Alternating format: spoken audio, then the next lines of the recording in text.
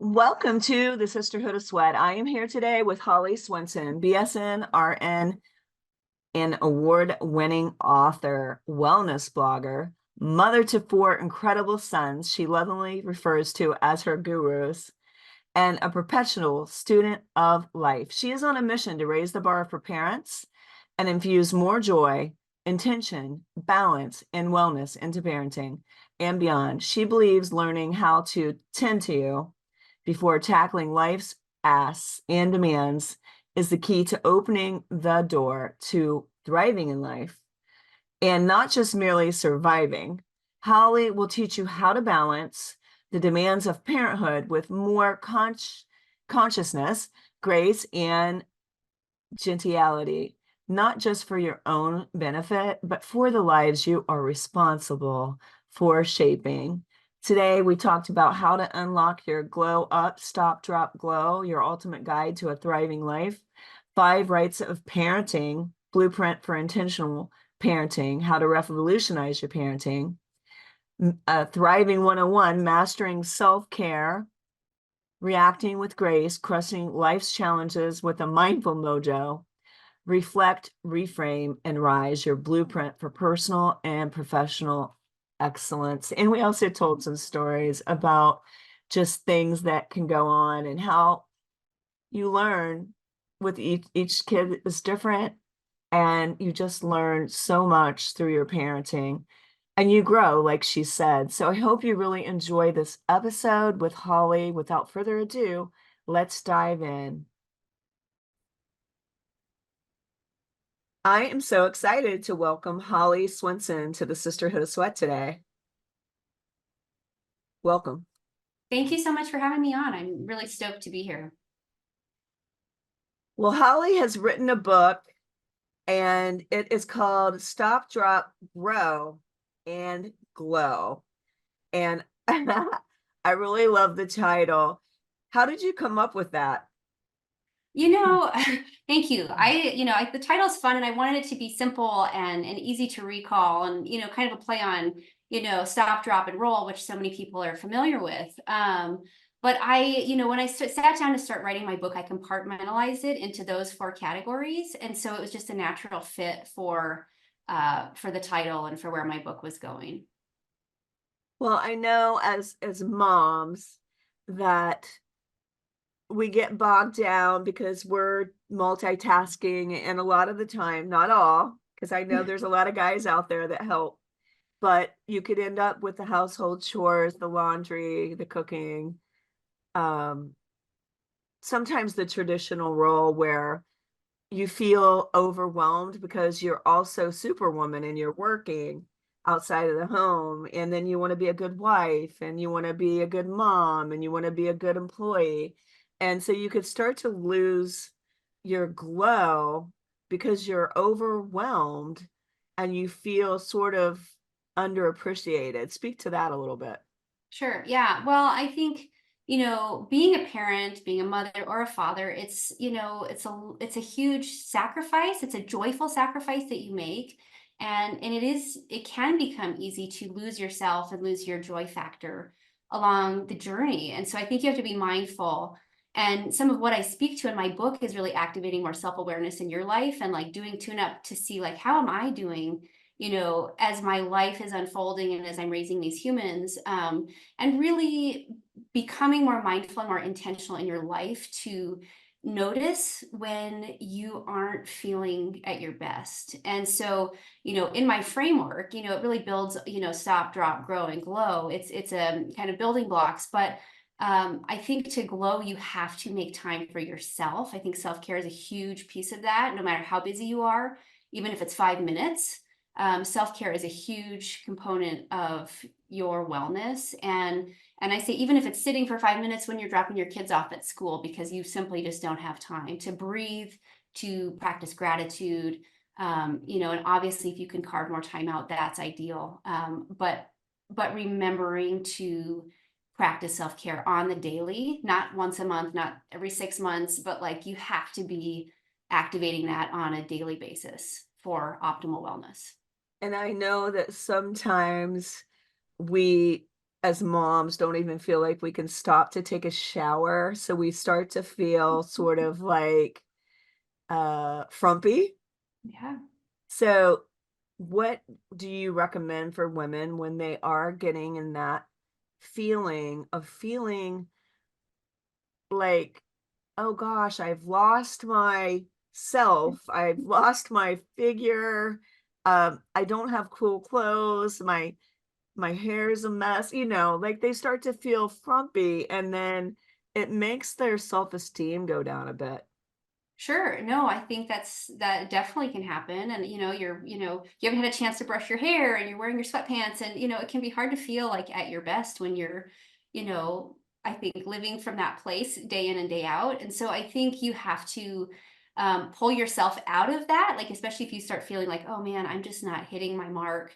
And I mean, I'm the mother of four boys, and so I'm living proof that you can be in the thick of parenting and still pulling yourself together and going for it. Put on a nice pair of jeans.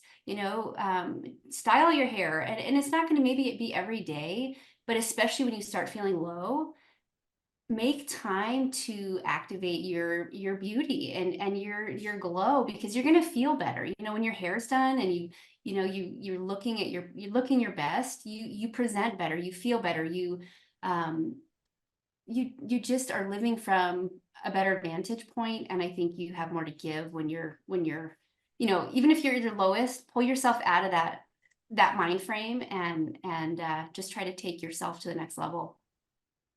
And I really do love what you said about when you're feeling low, because all of us can go through that as women, as moms, and feel that I've lost myself.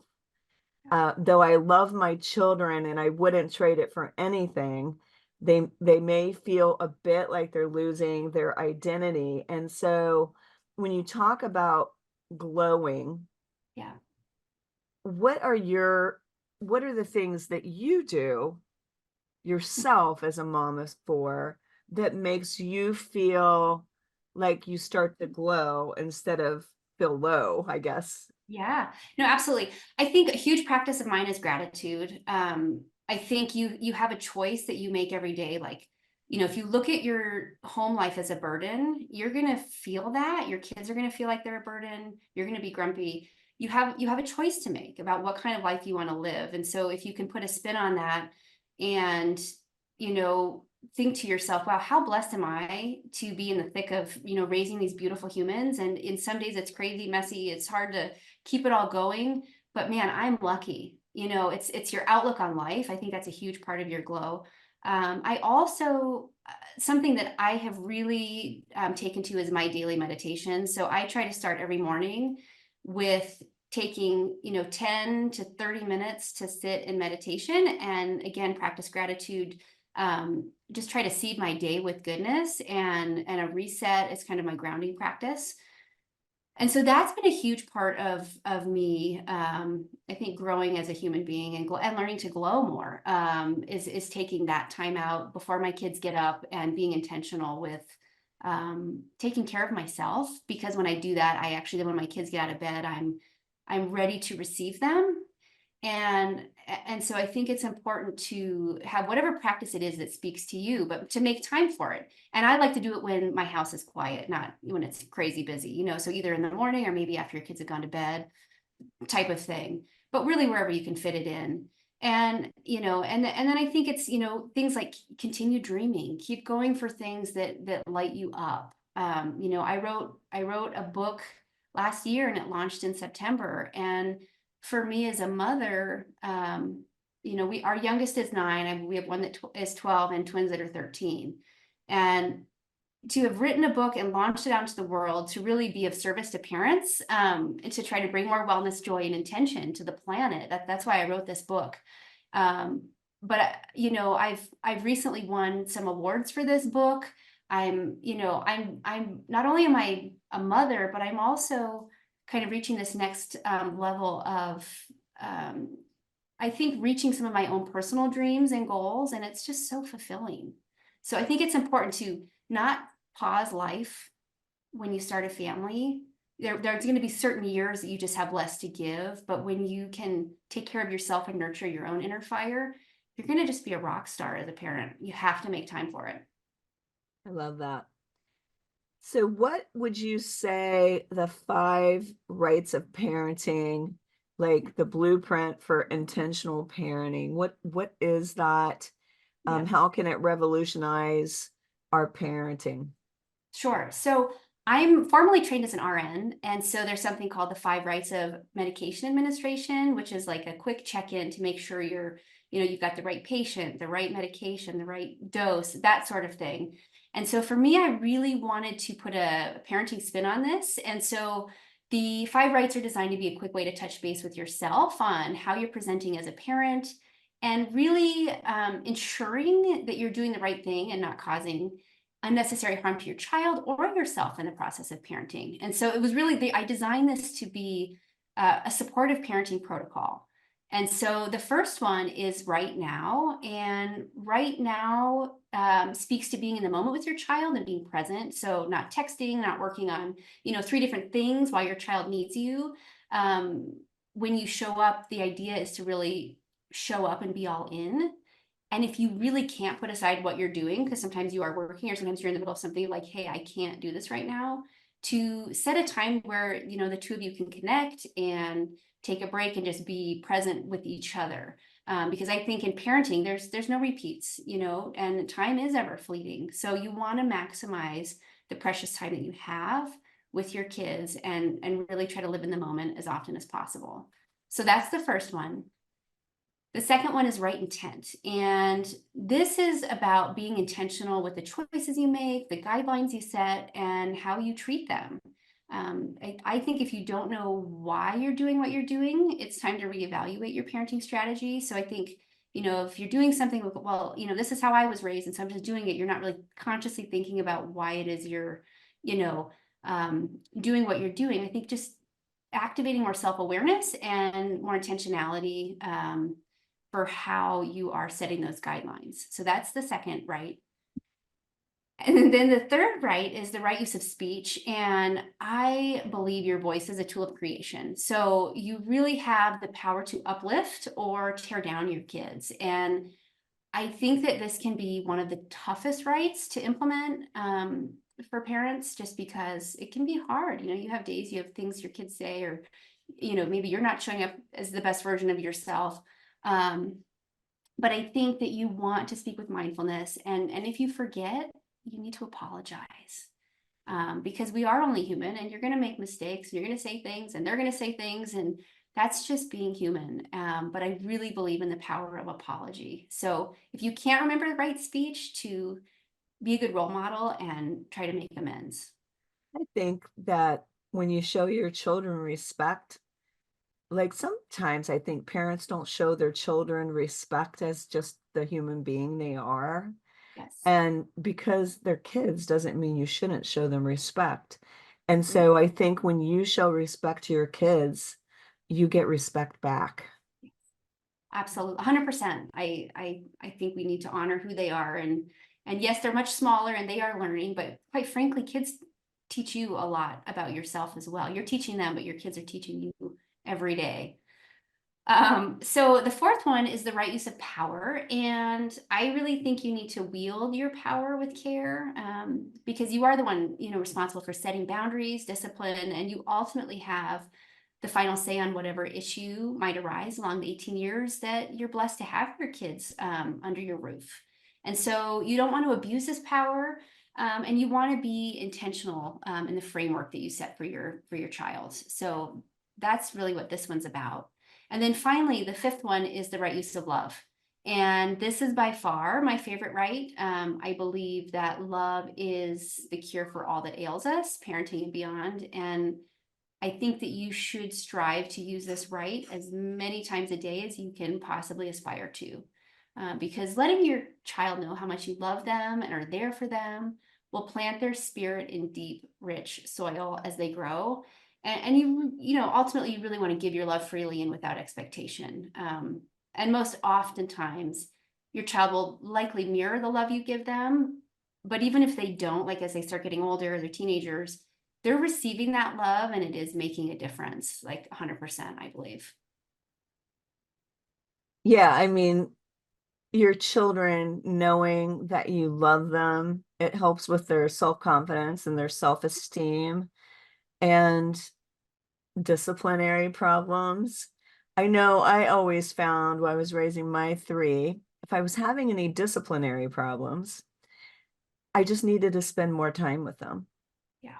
and give them more attention and more love. And I know that isn't always the case, but for me, it usually was what they needed. And it made such a difference because you're spending time caring about what they like or what they want or what they need. They care more about what, they give you more respect. They care more about what you think about them.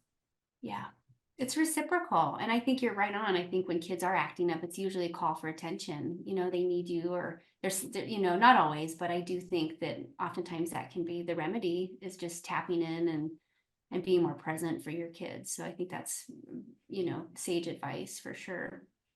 Now, how can we react with grace to your knee jerk reactions when your child has done something that takes your breath away, maybe?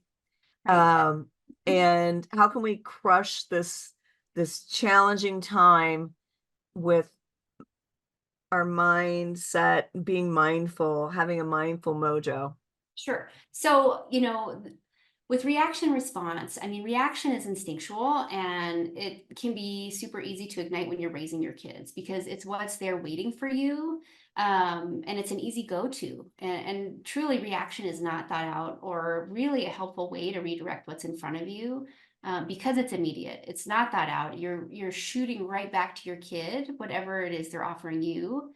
And I think you want to be really careful about not joining in their emotional tornado.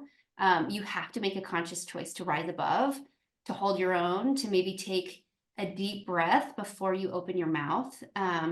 Because I think for a lot of people, it's just that reaction. It's the easiest thing to lean on when you are being triggered. And I think that oftentimes parents have to make snap decisions and they don't have the luxury to really think about how to optimally, reply to a request or action or even a naughty behavior. And I think that, in your moment of feeling overwhelmed, parents might say something or set consequences that they might later regret. Like you're grounded for a week and then it's like, well, that's not really ideal for me as a parent and probably wasn't the best, thing to say, but you've set that parameter and now you've got to, try to abide by it. So I think you want to just be thoughtful with how you are presenting in the heat of the moment. And I think too, if your typical approach to your child is having a if your kid's having a tantrum to scold them or, kind of get in their face about things, you want to, I think, stop, try to give them a hug, especially when they're little, and get quiet because oftentimes you both will benefit from a softer place to land. Um, and that might not always be the right approach, but I think oftentimes you have the ability to soften these hard edges and you don't have to magnify it, if that makes sense, because it can be an exhausting exchange and sometimes they just need a quiet place to land. So, what is your recommendation when your child is between 2 and 3 Yeah, and they are throwing the worst temper tantrum right. because they didn't get whatever it was that they wanted?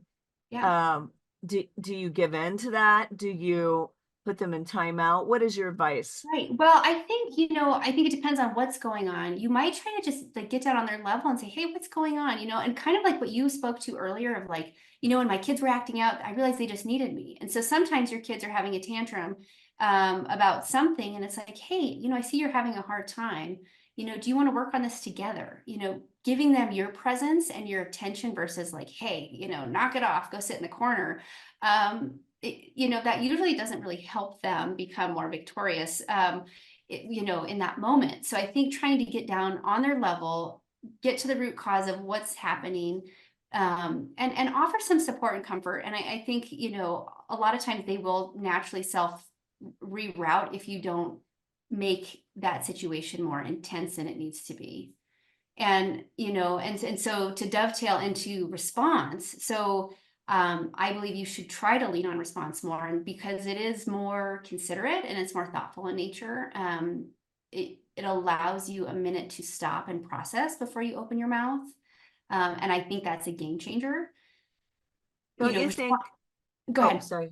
Don't you think kids are testing their boundaries though also? Oh, sure. They want Every to know, it makes them yeah, feel safe to know they have boundaries, but yeah. they like to test the limits to see what they can do, what they can do. Oh yeah, no, kids are testing boundaries nonstop, all the time. I mean, and it evolves as they're growing. And so you do need to set boundaries. I believe in boundaries 100%. Like you need to have, because it actually makes them feel more secure in knowing what's okay and what's not okay.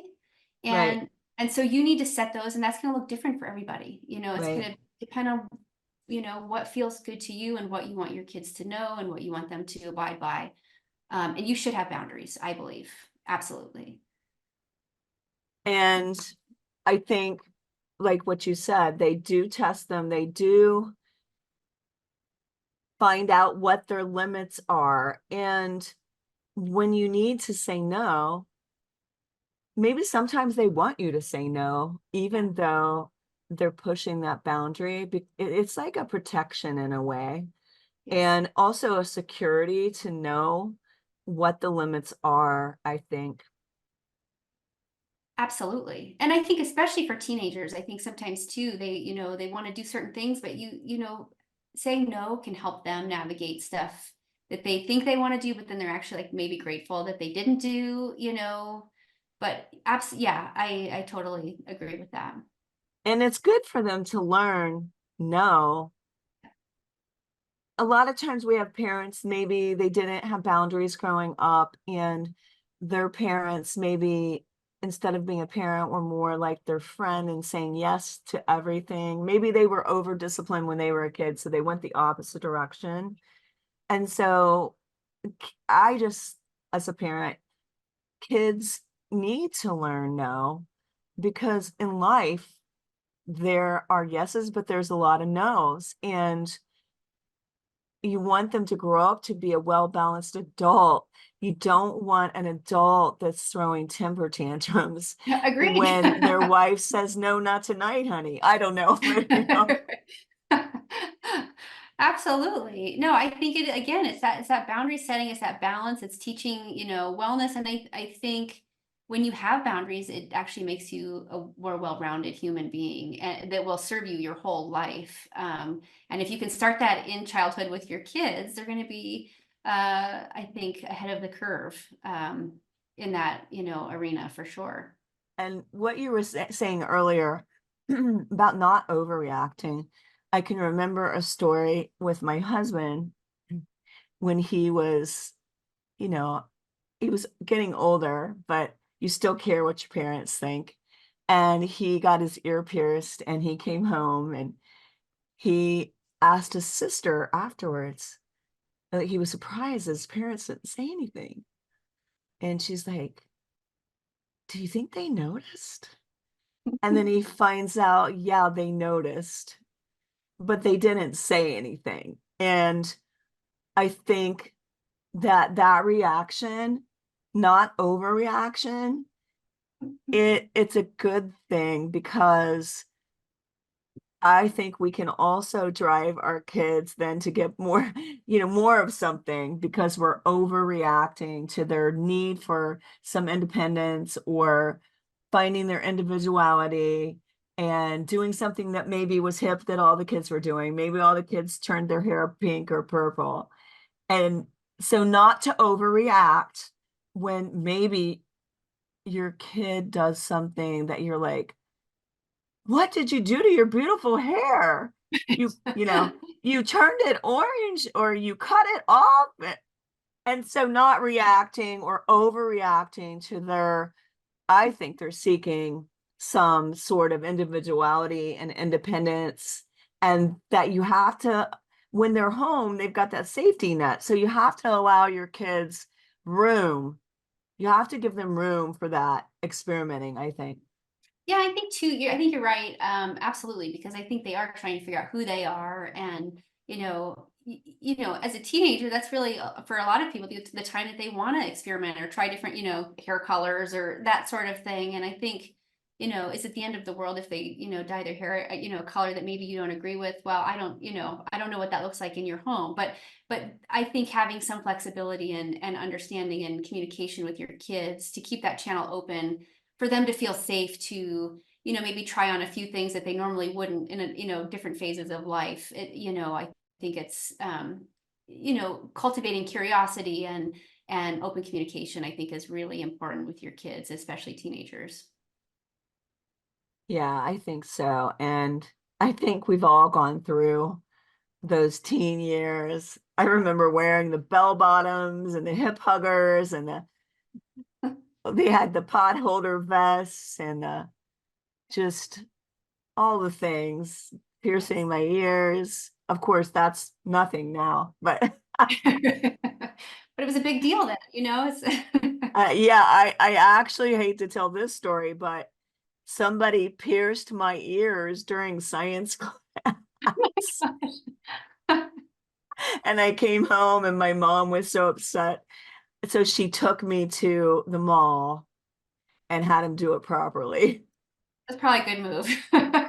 Probably stave off infection that way. But I know these things can be crazy. I can remember my daughter cutting somebody's hair. She was at their house and they wanted a haircut. So she like cut their hair Oh, and it's just so funny. and hair grows back, did she become a stylist? No, but she's an artist. Oh, see? That's awesome. But I just remember, oh, you cut JJ's hair. And she had really given her a good bang trim, and I just think these things, when you're a young parent now, some things could make you very, very upset because when you get older, I do think you get a little more patient. Maybe you had a kid or two. You don't freak out over every little thing. Uh, you learn, oh, okay, they said curse words. They learned it from the neighbor. You were like, where did they learn these filthy words that they were yelling up at this kid? And you're like, oh, when you ask them, you're so upset. You're like, oh, that came from the neighbor, the kid's mom. And so they're just, repeating what they heard, or you learn not to freak out over things that you think are, oh my gosh, my kid did this. Yeah, I think you do start to just relax, I think, into it more, which I think makes it a more enjoyable experience. Because I think when you're on edge all the time, I think that like edginess does transfer to your kids. So I think when you can just like take a deep breath, take an exhale, and every day is not going to go as you necessarily envision it going. Like I said, it's always evolving. Like your kids are changing every day. So the bar is always shifting for where you need to be. But I think taking a more mellow approach as a parent and giving a little room to kind of let them come into their own essence of who they are, as long as it falls within your boundaries and your that frame that you set. I think that there's room for a lot of really awesome things to unfold for you and for your children. And again, like it can be anything that you might have freaked out over when you were younger because you thought it meant more than it does. And I can just remember one of my children, what they were looking at, they're really young and they were looking at a Victoria's Secret magazine. And as soon as I came in, they shoved it under the covers. And I'm like, what were you looking at? And then I realized what it was. And I was like, oh, they're pretty. And I look in this magazine too. And so I didn't freak out over it or over magnetize it or think, oh no, it's going to be a lifetime of whatever. I understood the reality of it. And I think that's what comes with time, with parenting your first child. your second, you're worried with the first one. Are they ever going to walk? Are they ever going to be potty trained? When are they going to start talking? Am I doing everything right? And that is the thing. We don't, every kid doesn't come with a manual, and you can't treat every kid the same, because like one child might need more discipline. One you could just talk to and they cry because you're disappointed. Another one's got to test the limits and the boundaries, and they may need more of your attention. So I think it's such a parenting is such a role. What do you think that the 5 rights of parenting are? Well, so those are the ones that we just went through, but the right beat, right now, right intent, right use of speech, right use of power, right use of love. Was there something else you wanted me to go a little deeper into? No, no, I was thinking that you had a different format than the one when I was asking about the blueprint. Oh, I'm sorry. No, So those are really, yeah, that we really covered, I think, that section of my book. And like I said, it's really just designed to be this like, positive parenting protocol so that you can check in and make sure that you're showing up the way you want to. Um, because I think some days it's hard to, be who you want to be. And you're gonna, like I said, you're gonna have days that you're off, you're gonna have days your kids are off. And so it's really designed to just be a supportive blueprint for how you present for your children. now, when you're talking about that, I just think it's good to reiterate it, because sometimes you people are listening and they want to hear that again, what the 5 rights of parenting are. But also, you say that we have to reflect, reframe, and rise. What what is that to you, where you're reflecting, you're reframing, and then you're rising? Well, so I really believe that reflection is your superpower in personal growth and in parenting.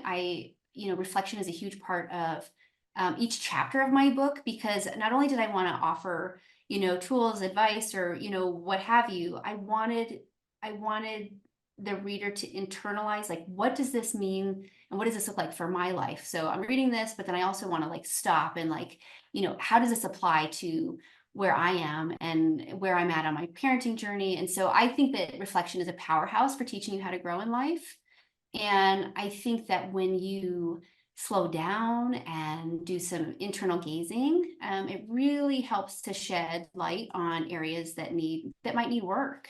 And so I think it's worth making time in your life to reflect.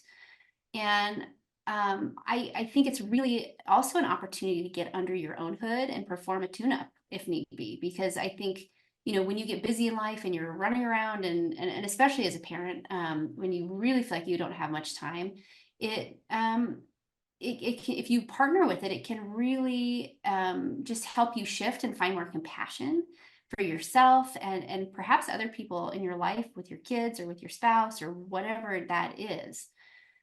And I also think that it's important to cultivate more self-awareness, and reflection does just that. When you become more self-aware, I think you can become more victorious in your life. I think self-awareness is a huge component of wellness and of rising, so to speak.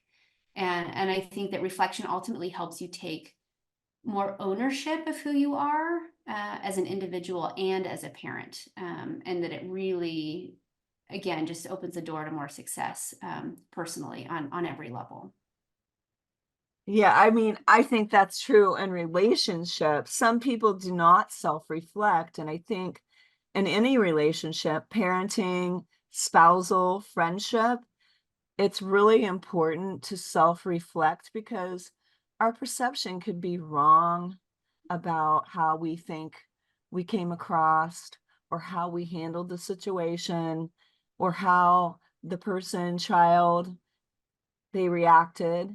And I like the whole reflection, and then also putting yourself in their place, doing somewhat of a reframe.